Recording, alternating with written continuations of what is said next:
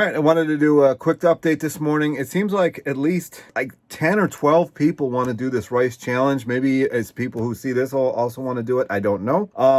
As far as the exercise element of it, the only thing that Walter Kempner mentions in his book, the rice diet, well, he didn't mention it. The person who wrote the book mentioned is walking. I can't hold anybody accountable for something that I can't really do. So some days I can walk, some days I can't walk.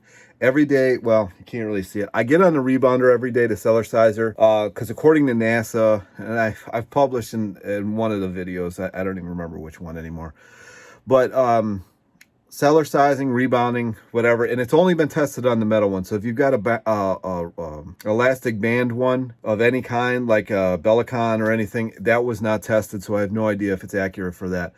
But as far as the metal spring versions go, it was 11 times more calories burned rebounding than walking. So technically, according to this study, I don't know how legit it is.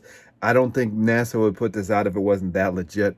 But technically, if I do my 10, 15 minutes, that's like an hour or like 110 minutes worth of walking. I don't know if that's true or not, but when I do calorie counting on that versus walking, it does seem to actually be true. So I always have a cellar sizer link down below. I know they're not cheap, but as far as my foot goes, I can't always walk every day. Now, I did my simple walking to get the normal chores done today, but it really didn't seem like I felt like going for an actual walk today, so I didn't do it. So in light of that, if you want to do your like a 60-minute walk every day, awesome. But because I know that I can't do it every day, I'm not going to say like everybody's got to do this, but it is a good idea.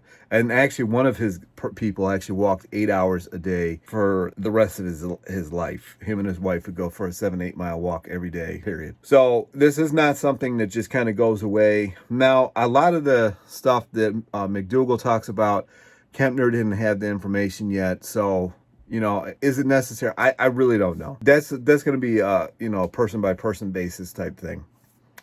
As far as the rice diet goes, I'm going to just say this again. Fruit in the morning, if you've got fruit. If you don't have fruit, you know, he doesn't talk about how much fruit he used in the book. So I really have nothing to go on. It just said fruit juice. I was doing drawing and I've got like eraser shavings on me. Here's the drawing, actually. I think it came out all right. It's like a little, that's how they carry rice in Japan. So I don't know how he used the fruit. I know he used the sugar, not with everybody. He used it mostly with people with kidney issues. And the fruit juice wasn't mentioned either. So I'm going to just say, like, co-mixing rice diet with raw till 4 with fruitarian, and they made a baby. Just do fruit in the morning, and if you've got a lot of fruit, do fruit in the afternoon, and then do rice the rest of the day. If you don't have fruit at all, not a huge deal.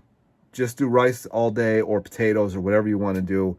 I would not go beyond 3. So I would not go, like, if you're going to do fruit, I would just do like bananas.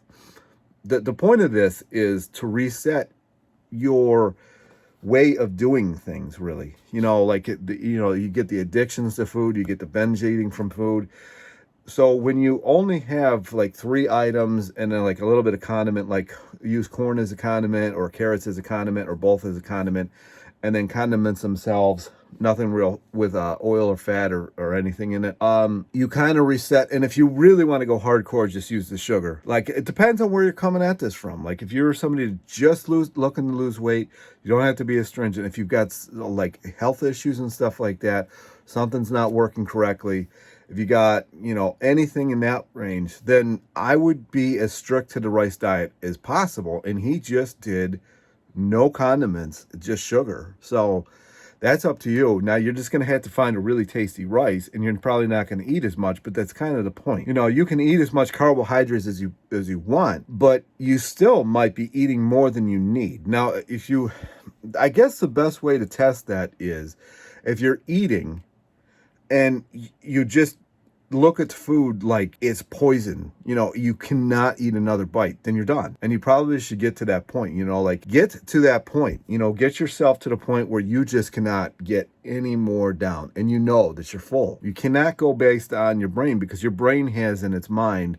you being taught a starvation diet your entire life. So if you're like 41 like I am, you got 41 years of hearing you got to eat less. Even the doctors now, if you look at the doctor write-ups, I don't have any here, it says that he eats too much. I don't eat too much. There's something else going on with my thyroid, and I still manage to lose weight.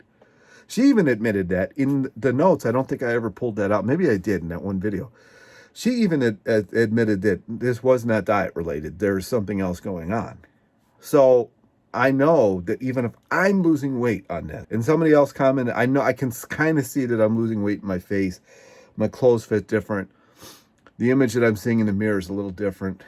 I can only imagine how fast this weight would be falling off if I didn't have these other underlying issues. So that's my video. It was a little bit too much about me. I try not to go too much about me, because this is really about helping other people through my experiences and other people's experience. So that's it.